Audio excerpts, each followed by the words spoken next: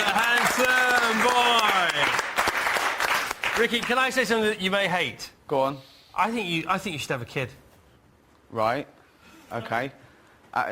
In what way? Be a father or just have a kid? Go and get one? Go. No, I think you should have a family, because I've always thought about you and Simon Cowell. Whenever I read your interviews, I always think there's something missing. I think you make a great dad.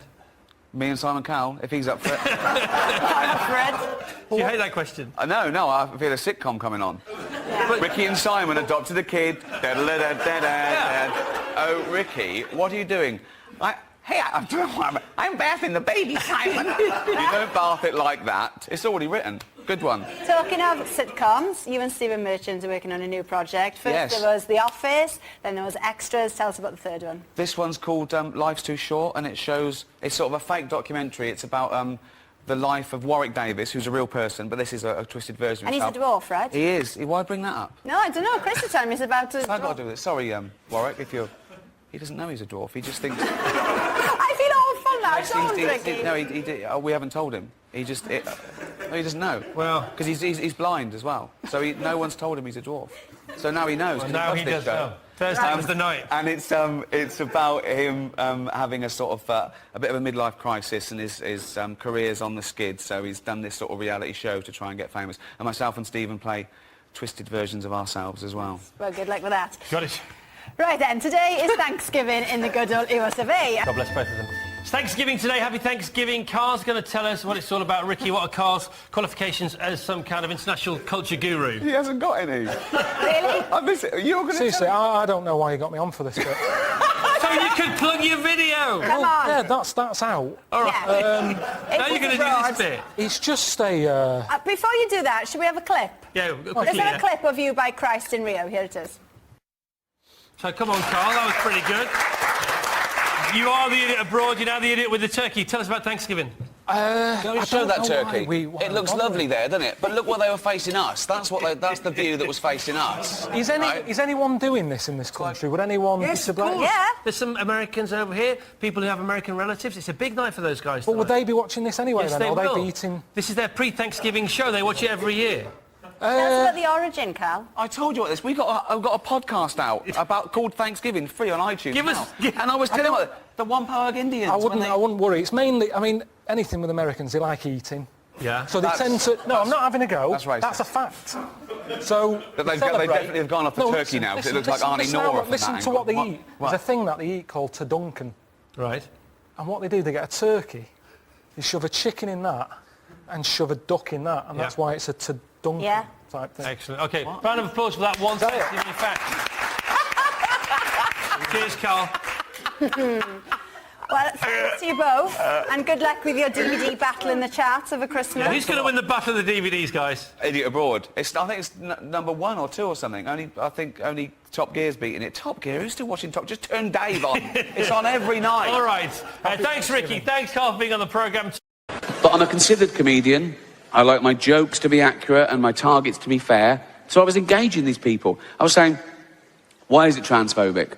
And they were saying, it's about a trans person. I said, well, that's ridiculous. That's like saying a joke about Bill Cosby is automatically racist. It depends on the joke. But I was talking to them, I'm willing to learn, and I found out my crime was that I dead-named her. Now, I'd never heard that term, before a day after the Golden Globes, and that was saying her old name, and even acknowledging that she used to be a man. But she did.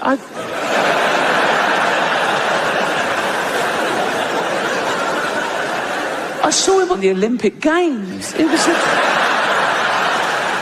decathlete. It was in everything. He was all over the place. Shot put and pole vault. He won a medal. He was famous. He was on telly all the time. But, a big, famous man with a huge... I don't know, but I mean, I'm guessing he's a big...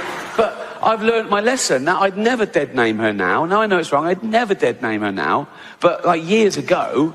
when, she was a man, that was years ago, I'm saying, right, and she went to the doctor, right, and knocked on the door, and the doctor went, come in. This is years ago. I'm saying, I'd never dead name her now, but this is like a flashback before anyone, do you know what so, come in, and he went, hello, Bruce Jenner, because that that was his name then. The doctor, you know, this was years ago, and the doctor went, "Oh, I'm Bruce Jenner, you big old... How you doing, boy, you fucker? How you doing? You big old lunt. Oh, how you doing, boy? Come here, you fucker. How you doing, Brucey boy? You all right? Right? And Bruce Jenner, because that was his name, this is years ago, right? So Bruce Jenner went, yeah, not too bad, doctor, yeah. Not too bad, right? And I was like, what can I do for you, Bruce? Yeah, fucker. How you doing, boy? And Bruce Jenner went, because that was his name. Bruce Jenner went, look at that. And they went, oh, come on, Bruce Jenner, you know the rules. He uses his whole name every time for some reason. I don't know why. Come on, Bruce Jenner, you fucker, you know the rules. You can't bring your big old pole vaulting pole in here, mate, you know. And Bruce Jenner went, no, that's not my pole vaulting pole, that's my enormous penis. And I thought, oh, right, yeah, seeing as it is your penis, you can bring it in here. But you should have left your shot puts outside. And Bruce Jenner went, that was his name, for 58 years, I think.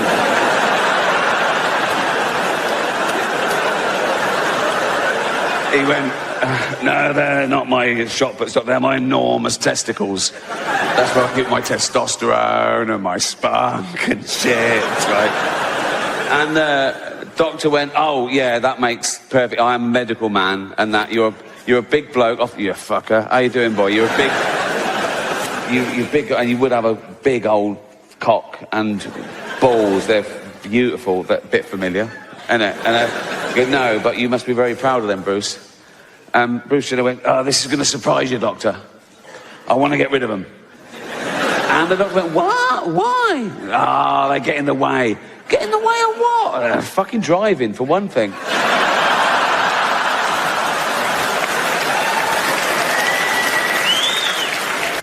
And I mustn't mention Mel Gibson this year. Jennifer Lawrence made the news when she demanded equal pay for women in Hollywood, and she received, yeah, overwhelming support from... Was really bad in love till you rise, yeah. Now I can see in color why you was great. Oh, yeah, yeah, yeah. You're what I was looking, and I love is looking, yeah, yeah. Can't believe that I was here on my... Welcome to my show. It's not a show. There's no dancers or jugglers. It's basically a bloke talking, which is essentially what stand-up comedy is, isn't it? A bloke talking. Sexist.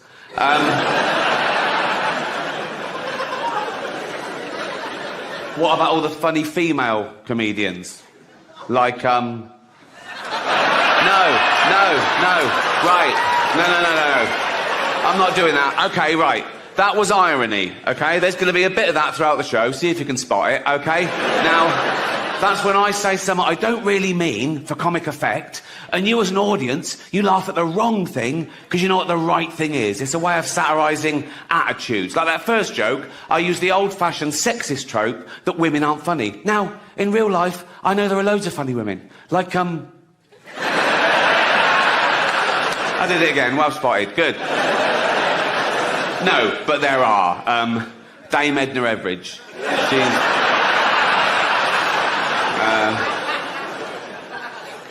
Eddie Izzard. She's brilliant, isn't she? She's not only a great comedienne, she's also a great actress, isn't she? She was brilliant in that thing as that man. All-female remakes are the big thing. I feel sorry for them, right? No, I do. Particularly fat women, because fat is a feminist issue. Men get fat and we just go, fuck it, all bought and paid for, you know. We don't come under the same constraints of society, whereas women are inundated with images of how you should be, size 0 models, this diet, that diet, look like this, keep your man. And they make such an effort, don't they, fat girls? They've always got lovely hair, aren't they? They're always having their hair. They've all got lovely hair. Always got lovely hair. Always got those lovely false nails, haven't they? They make an effort. Anything but jogging, right? They love high heels, don't they? They think it makes their legs look less... It doesn't. It just... You can just hear them coming now. I don't want any fat people to feel uncomfortable at one of my gigs, so next time, buy 2 seats. I'm joking, I'm joking, shut up. Things that we never did in the first place. Why are you applauding someone for suddenly acting like a normal member of society? It's like I've lost a bit of weight. I've lost about 20 pounds. Exactly. What? No. You're basically applauding me for only eating as much as I need now. I should have always been doing that. I got fat because I was a greedy, lazy bastard. There's no other explanation. And I needed people that, they come to me now and they go, oh, well done, you look great. But they weren't telling me I looked terrible. They're basically saying I look terrible. No one told me at the time. It was really taboo. I needed waiters to come over and go, fuck off, you've had enough, right? And I've been criticised in the past for having a go at fat people. I've never had a go at fat people. I've only ever pointed out the fact that you get fat if you take in more calories than you burn off. That's simple science. I don't judge them in any other aspect of their life, but that's what happens. You get fat if you take in more calories than you burn off, okay? And that's indisputable, okay? Now, the thing is, people think I'm having a go. I'm not, because I don't judge them. If I see a fat person, I don't make assumptions about him other than how they got fat. And, this is the other thing, wait, right? Not only is that what makes you fat, people know that's what's making them fat. No one got fat behind their own back. No one and went, what the fuck's that? Okay? It's not a surprise. It's a gradual process. You have loads of time to back out from this project. Also, no one's sneaking into thin people's apartments and injecting their lettuce with 1 million calories. That doesn't happen, okay? They know what's doing. If you go up to a bloke and he's surrounded by cakes and pies, right? And you go, you know what's making you fat, don't you? He doesn't go, is it all the running? He knows what it...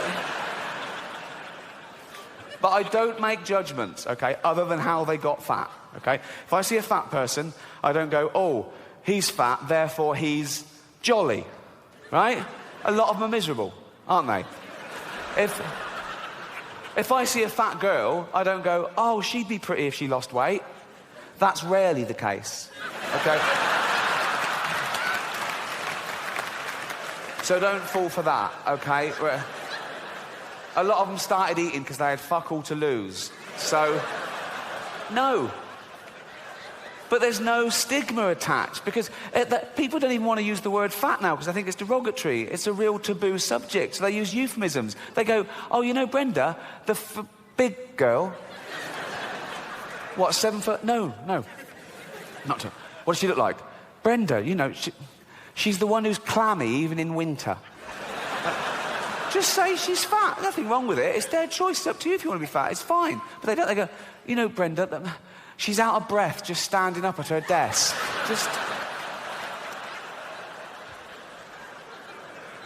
But even though it is their own fault, and it is their own fault, I feel sorry for them, right? No, I do. Particularly fat women, because fat is a feminist issue. Men get fat and we just go, fuck it, all bought and paid for, you know. We don't come under the same constraints of society, whereas women are inundated with images of how you should be, size 0 models, this diet, that diet, look like this, keep your man. And they make such an effort, don't they, fat girls? They've always got lovely hair, aren't they? They're always having their hair. They've all got lovely hair. Always got lovely hair. Always got those lovely false nails, haven't they? They make an effort. Anything but jogging, right? They love high heels, don't they? They think it makes their legs look less... It doesn't. It just... You can just hear them coming now. I don't want any fat people to feel uncomfortable at one of my gigs, so next time, buy 2 seats. I'm joking. I'm joking. Shut up. I'm not having a go. I'm just pointing out, you know... I was listening to the radio in England a few weeks back, Radio 4, quite highbrow. There was a discussion about political correctness. My name came up straight away, right? And there was this woman on there going, oh, yeah, well, it's not right. Ricky Gervais, he makes jokes about fat people. He wouldn't make jokes about gay people, would he? And being fat is like being gay. What? No, it's not. What? You can't choose your sexuality. As we've established, you choose whether to eat too much or not. You know, with your sexuality, you're born You grow up, you discover you like same-sex relationships, and that's it. You're gay, okay? For being gay to be the same as being fat, you'd have to be born, be straight, grow up knowing you're straight, but gradually and consciously wean yourself onto cock.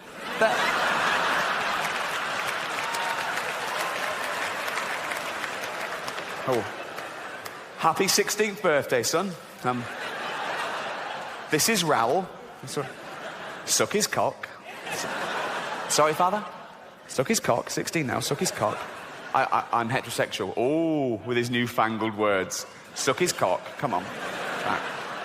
I don't like cock, father. Doesn't like cock. How do you know if you've never tried it? Suck his cock. Suck one cock. Suck... that's not sucking it, that's playing with you. Put it in your mouth. Put it... Look, have a go, you might like it. Oh, it's not so bad, is it? I fucking love these. If that happened, then being gay would be the same as being fat, but it doesn't, so it's not, okay? I was on a plane last year, okay, going from New York to LA, okay, and me and my girlfriend were one side of the plane, there was the aisle, and the other side, there were these two huge fat women, okay? Proper fat. One of them just got on and went, "Can I have a belt extension?" "Yeah, of course you can, you've earned it," right? So... proper... In fact, I was thinking of calling the pilot out and going, should one of us swap with one of them? Otherwise, we're just going to Canada. Do you know what I mean? And one of them was even fatter than the other one, okay? And she was there, and she'd got on the plane with one of those takeaway buckets of fast food. Bucket! I mean, there's your first clue. When did that happen?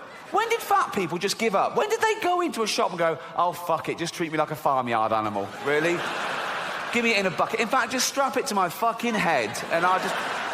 A bucket? Really? You want your meal in a bucket? Yes. Right? So, she's there, and she's chowing down, right? And I swear, she turns to her fat friend and says, "This is the best fried chicken I've had all day."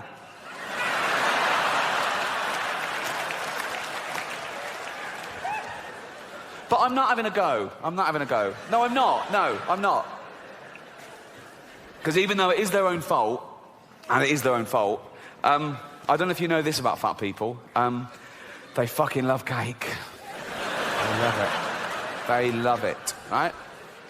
And I blame the food industries, because you go into a supermarket and it's just packed with that stuff. Everything's packed with hydrogenated fats and extra calories and sugar and butter and everything, and they love that, okay?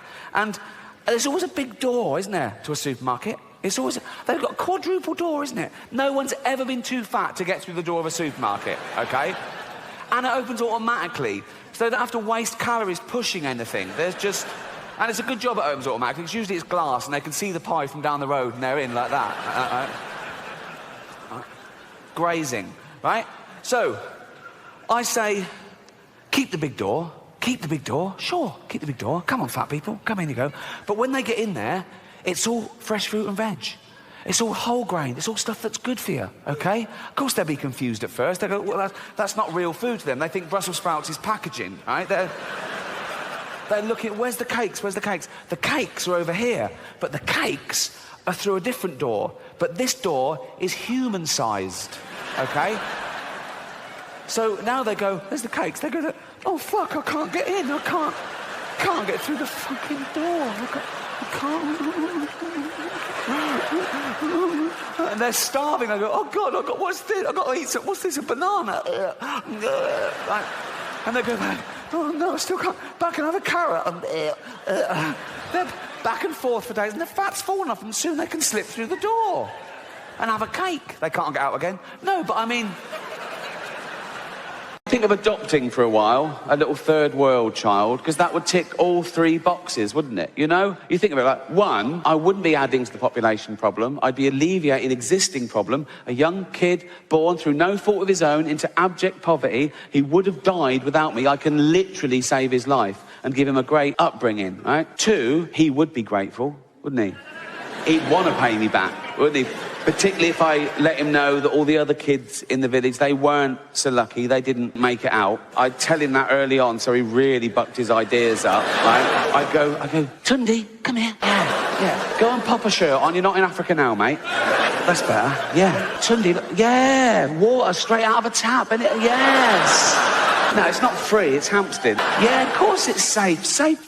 Fresh drinking water. Have as much as you want. Have a bucket full. Straight out of a tap. Fresh drinking water. There you go. Go and clean the car. Go on.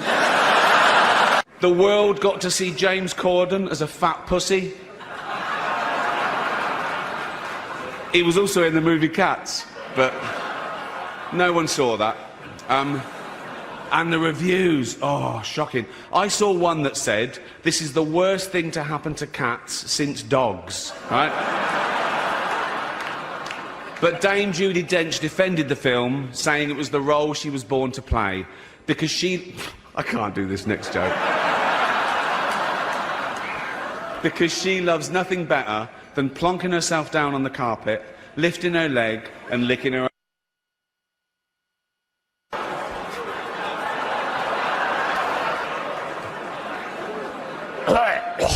Furball. She's old school.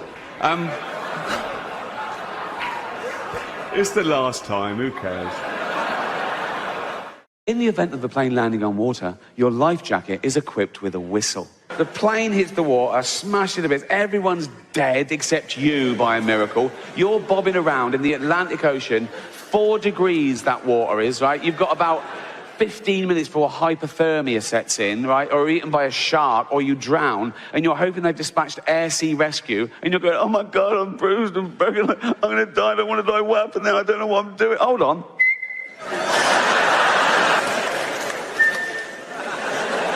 Now, I don't know if you've ever been in a helicopter. Of course you haven't, right? But they're f***ing loud, right? It's like having your head in a washing machine. It's like that.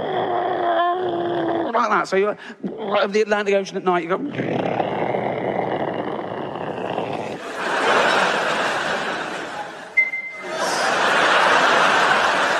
gonna happen. Out there, well done, Winslet. I told you, do a Holocaust movie, the awards come, didn't I? See?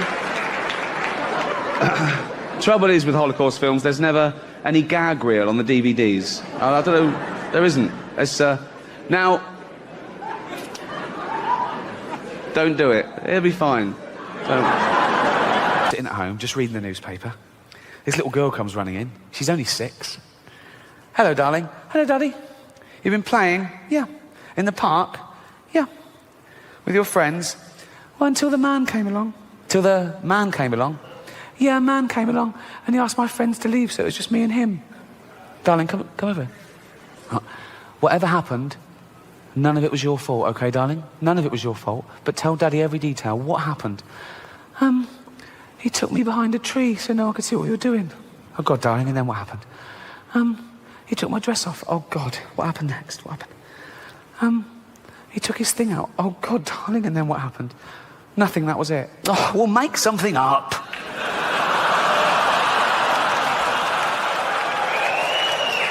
I hope I haven't offended anyone. I didn't mean... It's not my fault. There's a lot of powerful people here, so if I said... It's... Honestly, I like a drink as much as the next man. Unless the next man is Mel Gibson. I need your love. You free my mind. I need your love. Yeah, you free my mind. This show should just be me coming out going, well done, Netflix, you win everything. Good night. But no, we got to drag it out for 3 hours. You could binge watch the entire first season of Afterlife instead of watching this show. That's a show about a man who wants to kill himself because his wife dies of cancer, and it's still more fun than this, okay? Spoiler alert, season 2 is on the way, so in the end, he obviously didn't kill himself, just like Jeffrey Epstein. Shut up! I know he's your friend, but I don't care.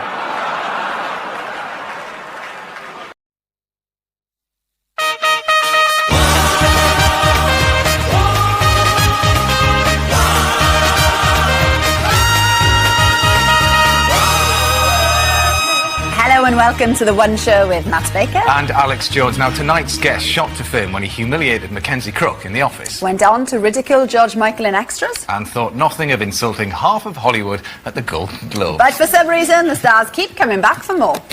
Do you have any idea who my leading lady is on this film? In the Tim Burton film? Yeah. Helena Bonham Carter? How'd you know? Stab in the dark. She thinks you're an idiot. Sorry, have I done something to offend you? What do you mean, like, trashing me in front of, like, 200 million people at the Golden Globes? It's Ricky Gervais!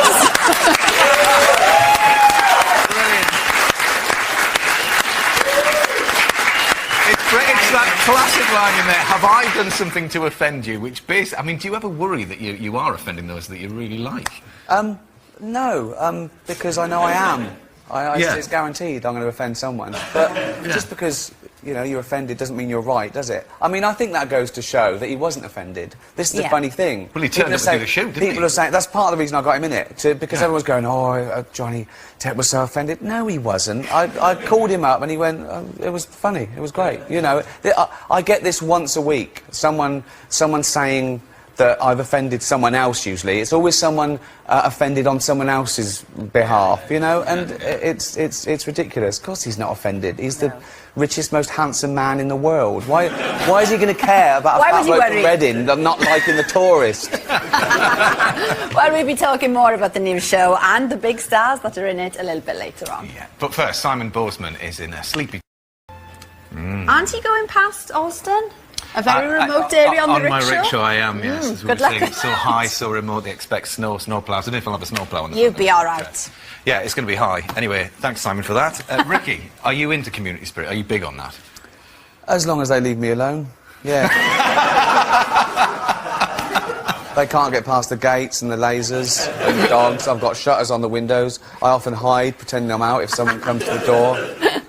But yeah, I say, yeah, get on with it. Okay. Brilliant. Good luck, everyone. Good luck, everyone. There's an image of you in waders cleaning out the local pond in the park, but maybe not. That won't happen. That will never happen. Oh, you know, I'd do anything to do with nature, yeah. I'd get involved. I love stuff to do with wildlife and nature. Okay. It's just talking to anyone else that I don't like. Fair enough. Love animals. It's the people that annoy me. People. Yeah. Well, earlier on, we saw a clip of Johnny Depp in your new series, Life's Too Short. Tell us a bit about that. It's a fake documentary, about a return to the fake documentary format, rather like The Office, but it's moved on because documentaries have moved on. I suppose The Office reflected those quaint docu-soaps of the 90s with normal people being famous, like David Brent. But modern documentaries, reality shows, they're much more about C and D-list celebrities living their life like an open wound. And it's more like that. Do you know what I mean? It's like the fictional Warwick Davis. You know, it's a complete character. It's nothing like real Warwick Davis. In real life, Warwick is a great actor. He's brilliant. He's lovely. He's so rounded. I've never heard him complain about it. He's just great. In this, he's manipulative. He's got a chip on his shoulder. It's not half an hour of height gags. It's nothing to do with that. It's more that he's got small man complex. So it's about him being angry with the world. And, you know, he exploits other dwarves. He runs an agency in this. He takes all the acting jobs for himself, but he rents those out as bowling balls and things. So it's about that, really. Well, we've got a moment from the first episode where he comes to see you and Stephen Merchant as well. And it's lovely. He has to charm a member of the public because he can't quite reach the intercom. I've never seen you, bruv. What films you been in? Have you seen Return of the Jedi? Who was you in that? It was an Ewok. Those little bears? Not little bears. Bruv, they're little bears. Right. Have you seen Willow? No.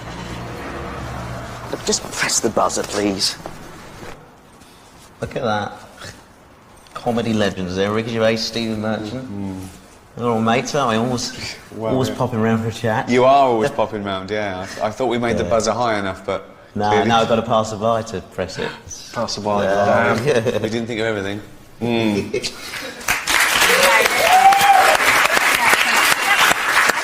Some would see it as a bit un-PC. I mean, especially a hilarious bit when Warwick falls out the car. But how do you keep it on the right side? I don't know what this is of this. It's un-PC. Well, they're already saying that, and I haven't seen it. They straight away assume it's going to be offensive because there's a dwarf involved. Well, that's their problem. That's their prejudice. They're assuming it's going to be cruel. I mean, and nothing can be further from the truth, as I say. But I don't know. There's no harm can come of discussing taboo subjects. That's why they're a problem with them, because they're taboo. If you talk about stuff intelligently, then I think problem is some people always confuse the target of a joke with the subject of a joke. You can talk about anything. You can talk about race, disability, as long as you know what you're doing with it. People are always going to be offended. They're always going to be offended, and there's nothing you can do about that. No. You know. And on that point as well, I mean, you recently offended quite a few people with disabilities on Twitter. Recently, always. I offend someone once a week, but you've got to just carry on with what you're doing. I look at it in a quite Darwinian framework. You do what you do, and you either survive or you don't. I think if you keep trying to please everyone, you won't do anything. Nothing will be said, because some people are offended by equality. Some people are offended by abortion. I'm not. I'm offended by those people. But what are you going to do? What are you going to do? So, at least watch it first. You know what I mean? Fair enough.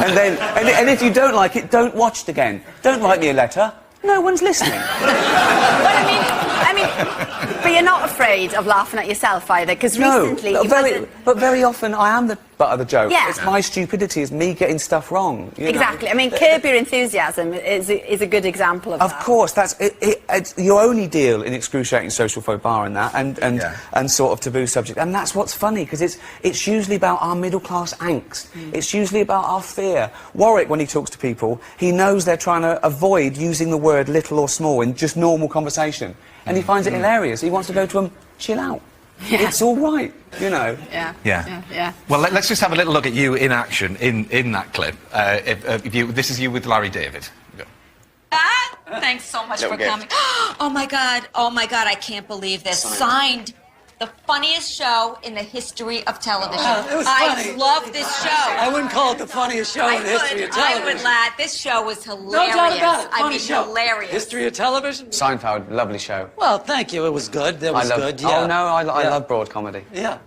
I will treasure this, Ricky. I like the laugh track on it. So happy he's reminds here. you when to So laugh. excited. Oh, yeah. We didn't do one. But actually, it's a very funny show. Thank It's just odd to just show up with your own DVD. Yeah. I've never heard of somebody who's in something and then showing up with it. You've never heard of that? No. It's an odd thing. A war with words. Didn't take you long to try and turn the tables on him there, but... all improv. Yeah. All ad-lib. All ad-lib. Really? Yeah. You just go with it and you film it a few times, and it was great doing that. Not only is he a bit of a hero of mine, I think probably the most important person working in comedy today, but he ruins as many takes as I do. We were just both laughing. When I was like, okay, stop. Honestly, it's great. One of the highlights of my career. Such a pleasure. And when you go out with dinner with Larry David, it's like a 2-hour episode of Curb for free. It's just he's great. I can't get enough of him. Yeah, well, many people may not have heard of Slough until Ricky here put it on the map with The Office, but 60 years ago this week, Berkshire earned its stripes when it became home to the very first zebra crossing. Here is Ricky Gervais.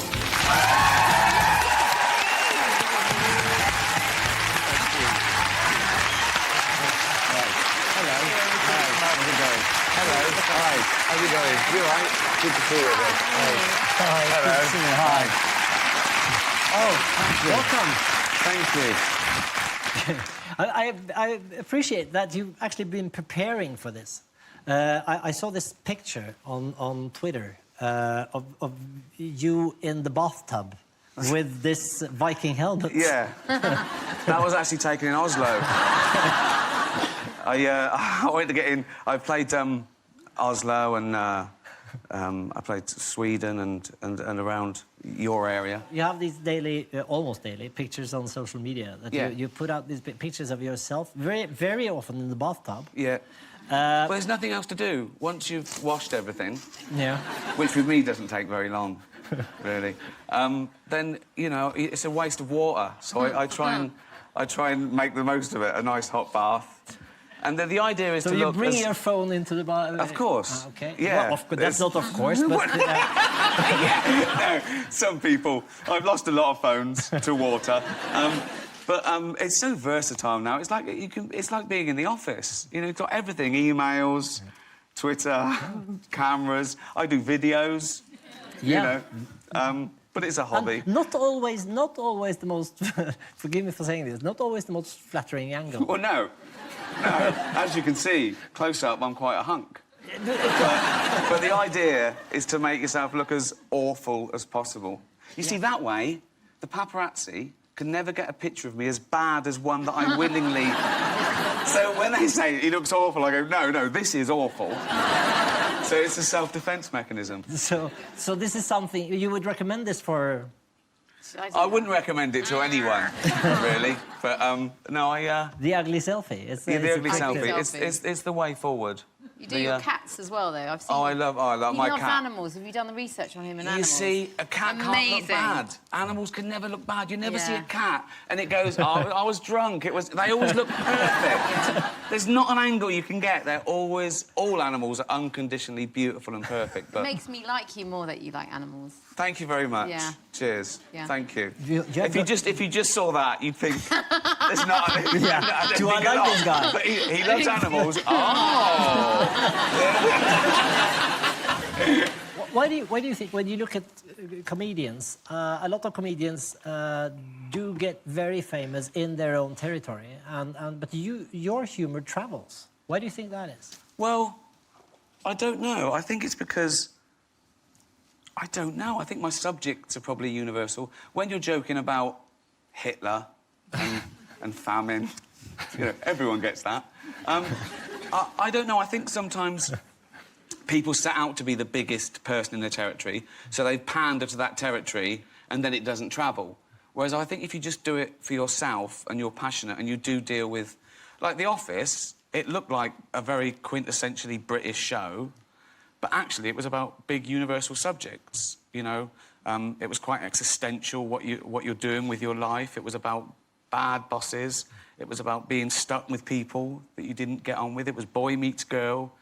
It was all those things that we all identify with. And it just... The backdrop looked boring. But then boring is universal. Everyone's bored. Do you know what I mean? Yeah. So it's about, you know, the minutiae of life. It's about making the... ordinary extraordinary. So what about, I mean, being from time to time offensive to some people? As a comedian, maybe you must. Does it keep you awake at night that people are offended? No. Because just because you're offended doesn't mean you're right. Some people are offended by gay marriage. Some people are offended by mixed marriage. Some people are offended by my very existence because I don't believe in God. What am I meant to do? You know? Fuck them.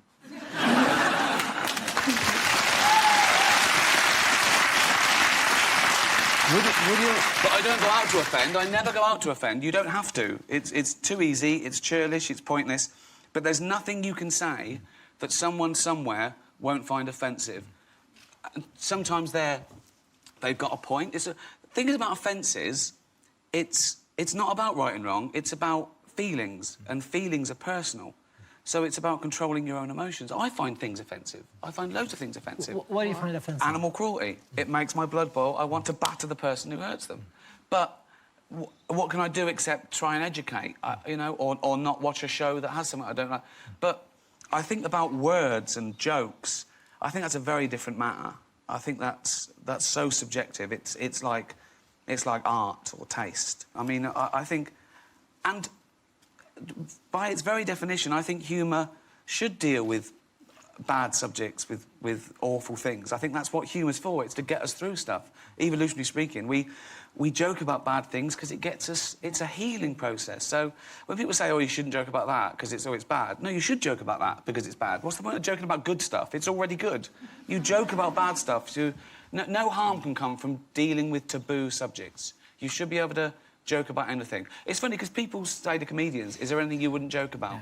But they don't ask journalists, is there anything you wouldn't write about?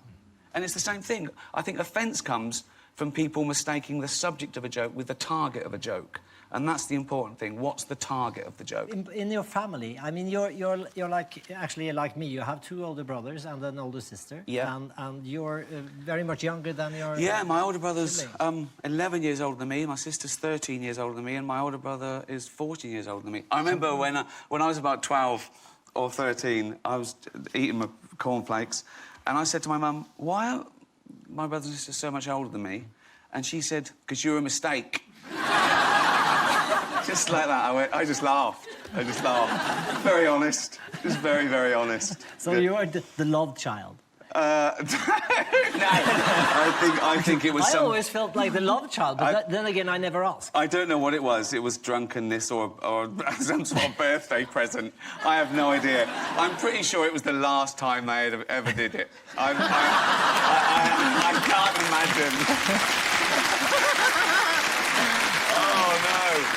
Oh, and now I'm thinking about it. You should never think of your parents doing it. Yeah. Oh, God. No, so... but it was... Everything was funny growing up. Everything was just fun and real and honest, and it was great. It's David Brent trying to be a pop star. I'm not trying to get to the Derek. Sorry, I've just ruined your flow. I'm sorry. Yeah, I had this wonderful flow. Sorry, I'm sorry, Freddie. Are you in charge? Well, I used to be.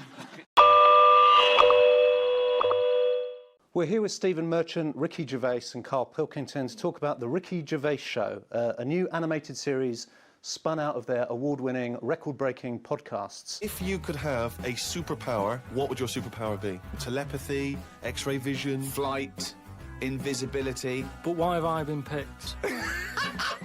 Wouldn't it be a fascinating experience to go into space? He's thinking, I'd like to meet some aliens. Well, yeah, that'd be brilliant. What would be brilliant? Seeing a little alien and that, having a chat with him, finding out what's been going on. Here it is in cartoon form. Why is that? First of all, I don't like the order that he introduced. My name first? Yeah. Well, I think it's about time my name came first. Really? Well, I never remember... When did it get decided that it was Gervais Merchant as a part? Early on, and I told you, luckily... It worked. I said, "Oh, it's just alphabetical order," and you. I swallowed that. Karl Pilkington. Second question is, Karl, look like you're enthusiastic. This is The Guardian. This is where it all started for us. We did the record podcast with The Guardian. It went on to become the biggest download, 205 million downloads so far, and now it's being made into animation with HBO, probably the greatest channel in the world, and Channel 4. Also a channel. Yeah. So, Karl, a little bit of decorum, yeah. Excited to be here? Yeah, it's just we're doing a full day of this, and it just gets a little bit wearing. Well, hang on, but this is. You don't say that because they want. No, but it's better to tell them why. This is an exclusive. Yeah. I don't know. It's everywhere. People get sick of hearing about it. That's what happens, isn't it? Mm. I mean, you crop up everywhere every time something comes out. It's like, oh, what's he flogging now? That's the problem. And that's People a friend. That's a friend. But that's how it comes across, isn't it? It's like, here we go again, flogging something. Okay. As far as I'm concerned, our bit of work's been done here. Right. I don't know why we have to sit and explain to people. So you just like people to just buy our products, no questions asked, just buy it, give us the money. If you want, but what I'm saying is the people who have made the DVD, when do they get involved? When do they get off their arse and do something for us? Instead of us sat here having to flog it. It comes across cheap. I hate it. But they don't. But the people looking at this don't want to see the fellow who does the accounts for HBO, do they? But this is a nice symbiotic relationship with The Guardian. The Guardian said, yeah, we're... Guardian, these are nice people. Don't you want people to see this? Aren't you proud of it? It's not the best thing I've ever done. What's the best thing you've ever done? Your fucking paper round. Because that's the only two things you've done so far in life. You had a paper round, then you had this, then you met us. I just feel like... Is there a DVD of the paper round coming out soon? Yeah, I'd like to see that. He reckons that's the best job he's ever had. He said I was my own boss. No, you weren't. No, but it's the best job that I did as well. I felt confident in it. If people said, what do you do? And I do a paper round, I reckon all my customers would have been like, it's bloody good as well. Always the right paper, didn't rip it in a letterbox. Yeah. I was good at it. This shouldn't have happened. This is all an accident. You Right. said, oh, HBO are animating it. I said, great, how much? And you go, oh, well, don't worry about that. You know, I still don't know to this day what I'm meant to be getting out of it. The drawing, you sort of, all I heard you say to him is make his head rounder. I've had no input into it at all. It's just, What do you think of the roundness of the head? What's your opinion of Karl? Same shape as yours. Yeah, it's a perfectly admirable head. I'd be proud to have that head, and apparently I do. And have you seen the animation? Yeah.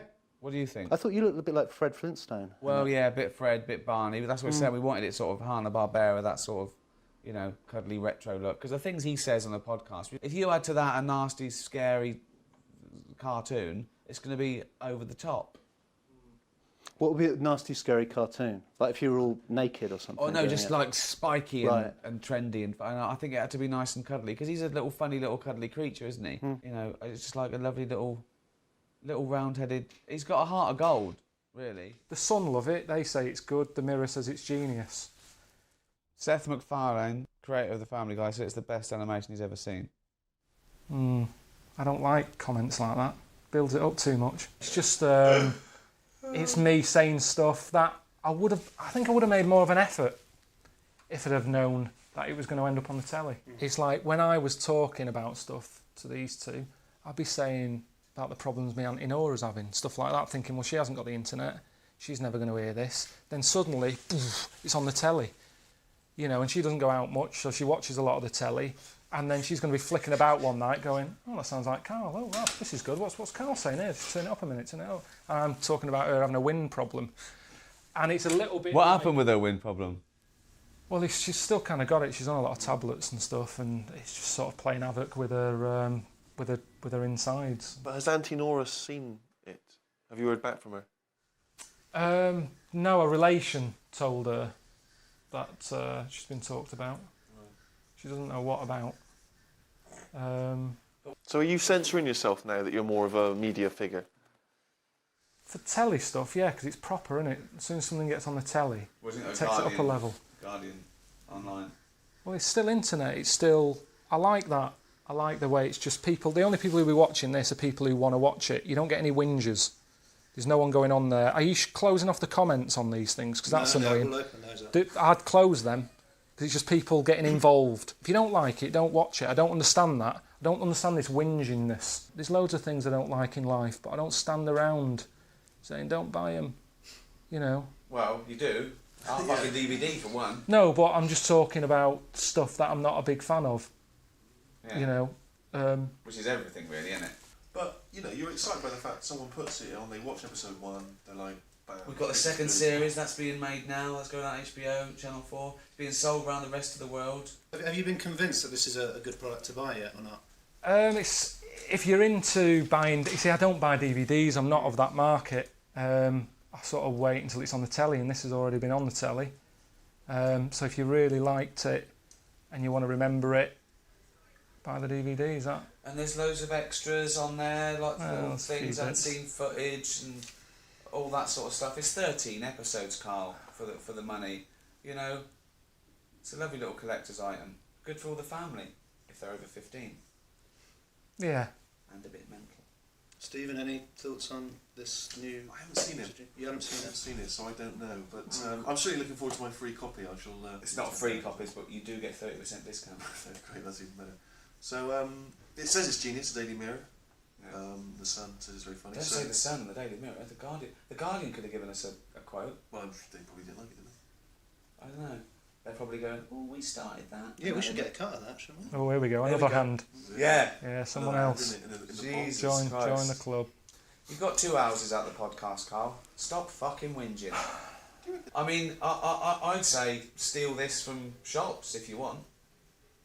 That seems a bit crazy. Well, no, we get paid. Will we? Yeah. Don't steal. Shouldn't say that, should we? Don't steal, don't do drugs, and floss. Wouldn't it have been better if we all stuck where we should be? Don't you not believe in the idea of travel broadens the mind? Well, since the invention of the telly, you don't have to go that far to see You're it. absolutely right. Now, when I'm at home, I watch hours and hours of Discovery Channel and History Channel. Hours. Discovery Channel, History Channel. Ask me anything about sharks and Nazis. Round of applause there for... They're not as bad as a lot of people make out. Sharks, I mean. Nazis, awful. Right? Sharks, brilliant. Amazing creature, okay? It can hone in on a floundering fish, right? See, the vibrations that it picks up through electrical impulses, through sensors in its flank. It doesn't need its eyes, but contrary to popular belief, their eyes are very good, okay? But it can smell and taste the slightest human secretion of blood and sweat, 1 part in a billion from a mile away. A shark would have found Anne Frank like that. Nazis, rubbish. I've been to her house. It's tiny. Every day they went in. Okay, let's move on. Sarge, can we look upstairs today? No, there's no one down here. Move on. Sarge, what's that tapping?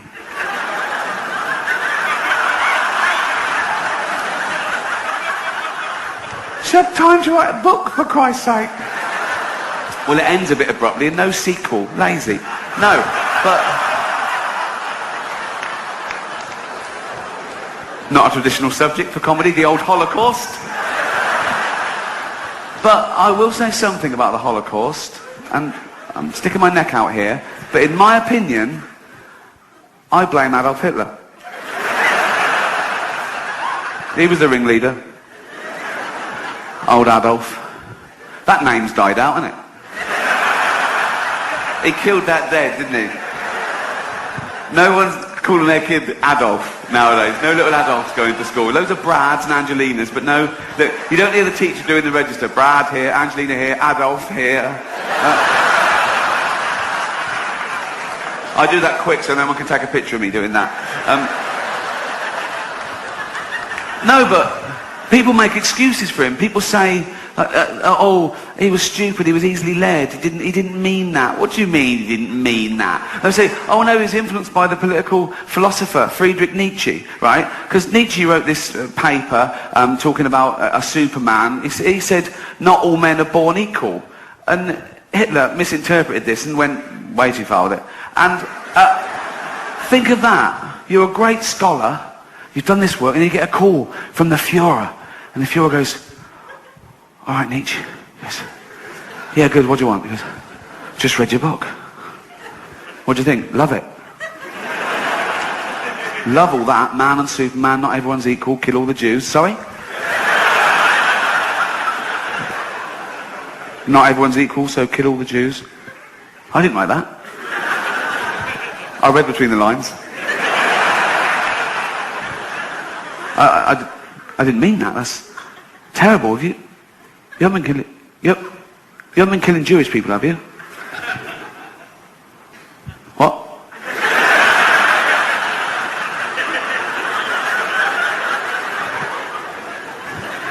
Have you been killing Jewish people? Yeah. Yeah.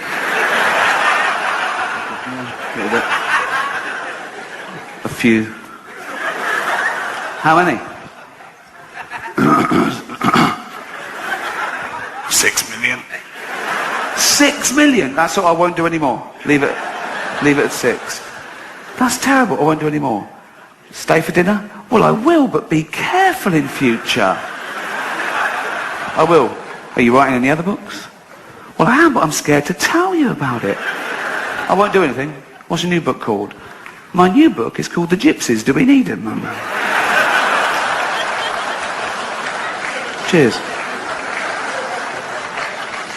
No, don't applaud that. We shouldn't talk about such things. It's not like we're in peace times now, is it? There's a little thing going on in a country called Iraq, which is not my favourite war.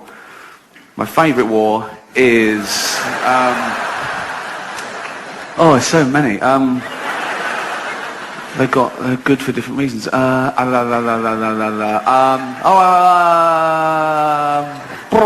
Falklands. That's probably the Falklands, because we won that one, and it was great. It was against Argentina. Yeah, weird. We're going to war with Argentina. All right, okay, fair enough. Yeah. But the reason it's my favourite war is that it was a range war, and what that means is the Argentine guns could fire 9 kilometres. The British guns could fire 17 kilometres. So we just parked our ships 10 kilometres away, and theirs were falling into the sea And we were shelling the shit out of them. It's the war equivalent of holding a midget at arm's length. And he's flayed it, and you're just kicking him in the bollocks like that.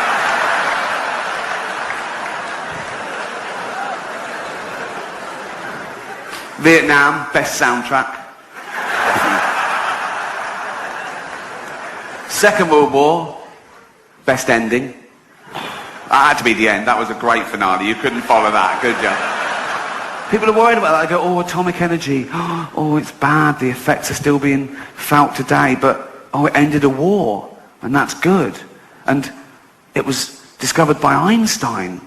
And he's a genius. And in his 1903 paper, he said that light could be described as discrete bundles of energies that when irradiated onto an unstable... What maniac thinks like that? Really? I'm not a doctor, but I think that's what turned Stephen Hawking's mad, too much thinking. Do you know what I mean? The universe is expanding. Of course it is, Stephen. Yeah, of course it is, yeah. Jeez. Take a day off, go for a walk. Not a walk, but I mean, no. Open a window. Watch a bit of TV. Robot Wars is on. You love that, don't you? Greatest mind on the planet. People say, oh, we shouldn't have a go at Stephen Hawking. Oh, he's a genius. He's not a genius. He's pretentious. Born in Oxford and talks with that fake American accent. I never knew you were this weird. Really? No, because you kept it. We worked together for a couple of days. And I know. You're absolutely mental. In a nice way? Yeah. Yeah.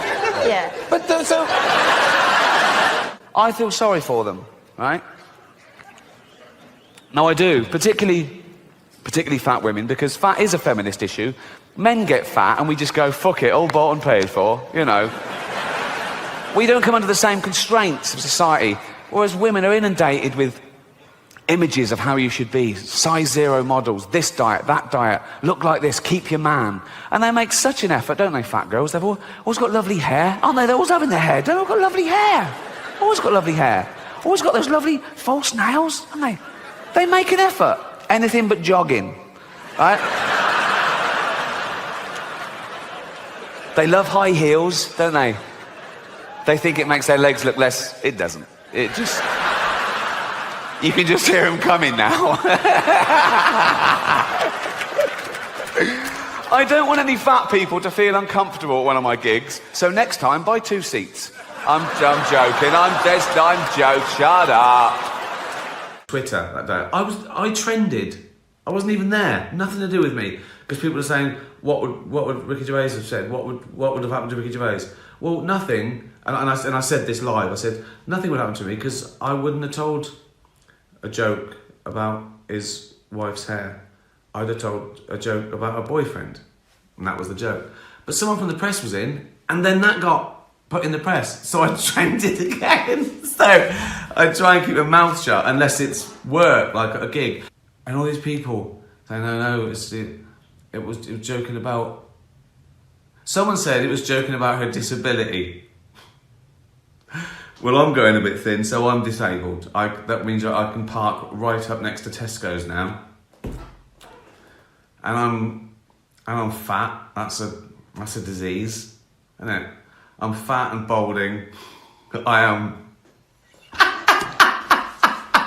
I should get fucking benefit.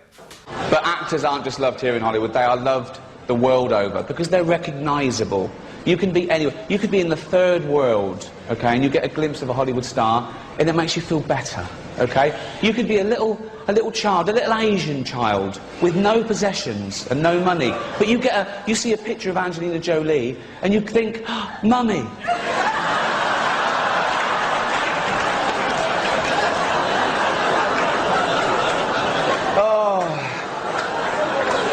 Thank you.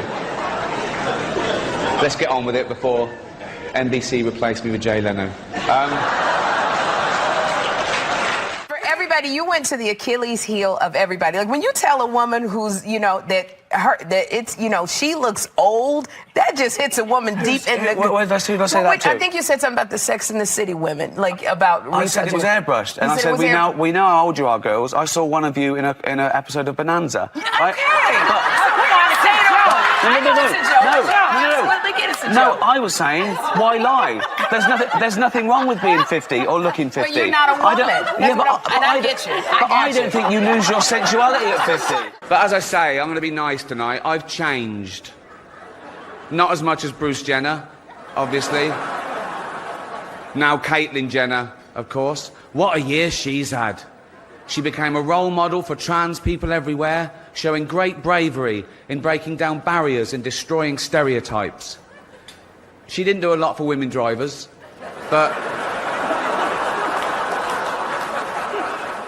Welcome to my show. It's not a show. There's no dancers or jugglers. It's basically a bloke talking, which is essentially what stand-up comedy is, isn't it? A bloke talking. Sexist.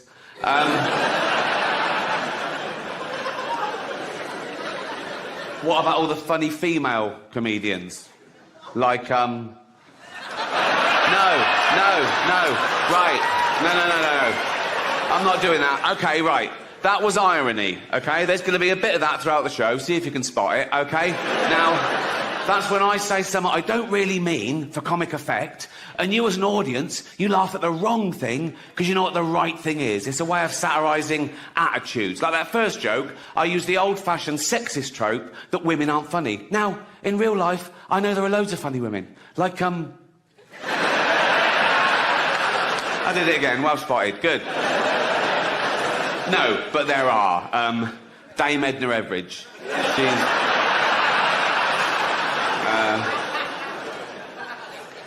Eddie Izzard. She's brilliant, isn't she? She's not only a great comedienne, she's also a great actress, isn't she?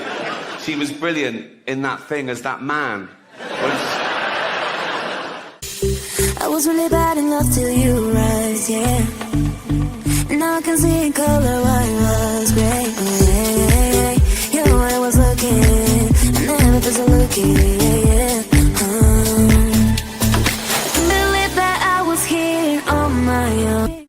I saw a documentary back in England about this woman who was £350 because she ate 10 burger and fries a day. That'll do it. 10 separate meals of burger and fries. 10 separate trips to McDonald's, right? In a cab. Oh, didn't even walk that. Wasted calories, okay? So, to stop her eating these meals, they wired her jaw together. So she liquidized 10 burger and fries a day. Now she's on burger smoothies. Now she's not even chewing. That used up 3 calories. So lo and behold, she gets fatter. So they admitted her to have that thing done where you staple your stomach together. And she's sitting there in hospital, looking all depressed. Well, you can't eat for an hour before an operation, can you? Lank hair, smock. Christ knows where they got that, right? And she said, it's a really dangerous procedure, but it's the only option left. 1, jogging. You don't even walk. Right. Salad. You don't like the taste. 3, 9 burger and fries a day. It's a start, isn't it? It's a starter to her. Jesus. We have some fat people in Britain, but you, like everything else, are the gold medalists of that as well, right? You'd win that in the Olympics. I saw this episode of Jerry Springer. It was called Jerry Springer Saves the World's Fattest Man. You've got to watch that. So he's there going, okay, let's try and save this guy's life. He's got a heart of gold as well. He's like me, right? So So it cut to this guy at home in his house. They couldn't bring him to the studio. They had a camera crew there. And I say house, he was in a trailer, obviously. And he was. He was like a big blob on the bed. He sort of filled the trailer. He looked like an uncooked souffle. And you could just see like his eyes in this doughy mess. And he was going, I don't want to die, Jerry. I don't want to die. And I felt sorry for him. I got over that. And they said, how much do you weigh? And he weighed 1,000 pounds. 1,000 pounds. Now, my point is this. When he weighed himself one day and he was, say, 500 pounds, didn't he think then that was a lot? Didn't he go, that's a lot? For a human? For what is essentially a land mammal? That's a lot. I'll only have 8 breakfasts today. And I think that's the important thing, because I've often said that people get offended when they mistake the subject of a joke with the actual target. Yeah. And they're not necessarily the same thing. You can make jokes about any subject. It depends what the joke is. Yeah. There's no rules. You can't joke about this. You can. You should be able to. You just can. Yeah. Okay? And there's nothing sacred. But people then they go, wow, yeah, but you shouldn't hurt people's feelings. Well, you can if their feelings are wrong. Yeah. You know, if you don't like the facts, don't change the facts, change the feelings. Yeah. You know. Jada, I love you. G.I. Jane 2, can't wait to see it. All right?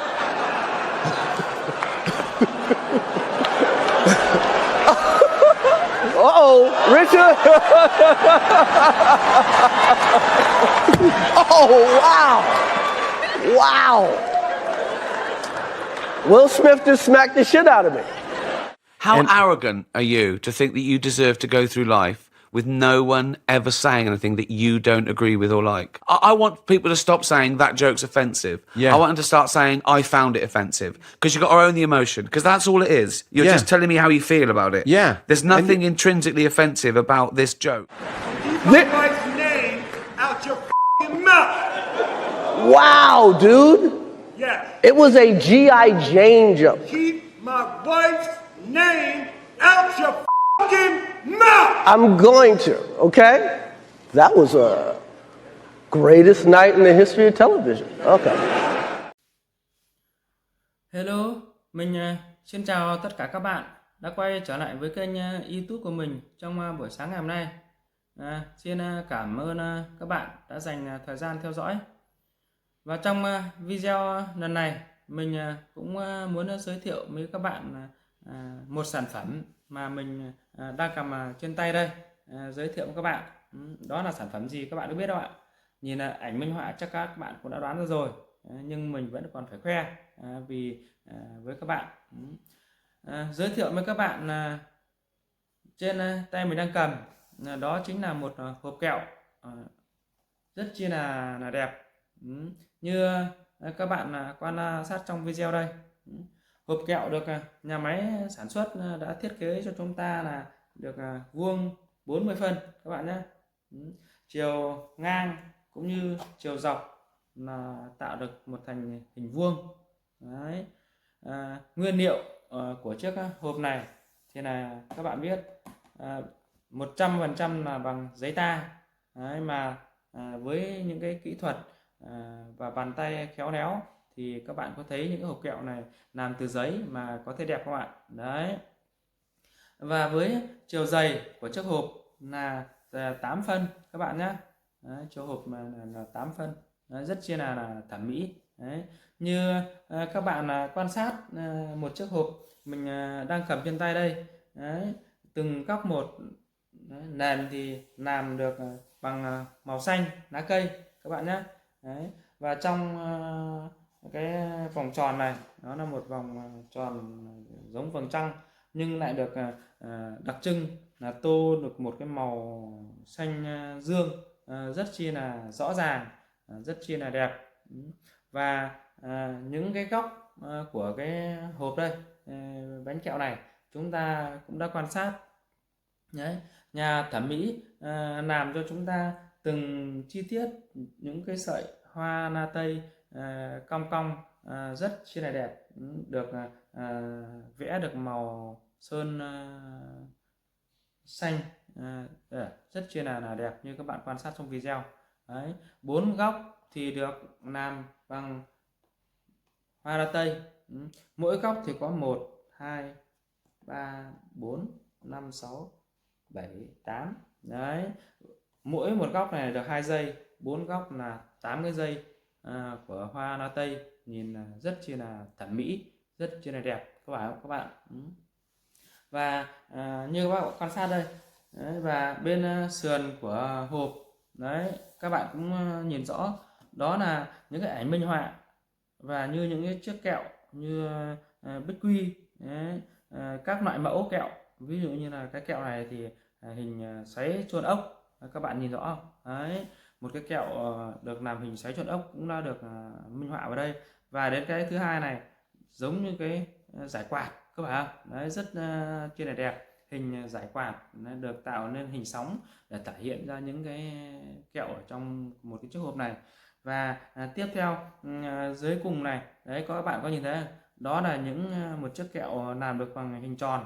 Đấy, như trong hình tròn là đây các bạn đếm 1, 2, 3, 4, 5, 6. Đấy, 6 cái hạt nạc hay là có thể là vừng, nhìn rất chi là bắt mắt và cũng rất chi là muốn ăn. Đấy, như các bạn, và những cái cũng đã có những cái thương hiệu của nhà sản xuất bản quyền cũng đã được dán ở trên bao bì đây, và những cái huy hiệu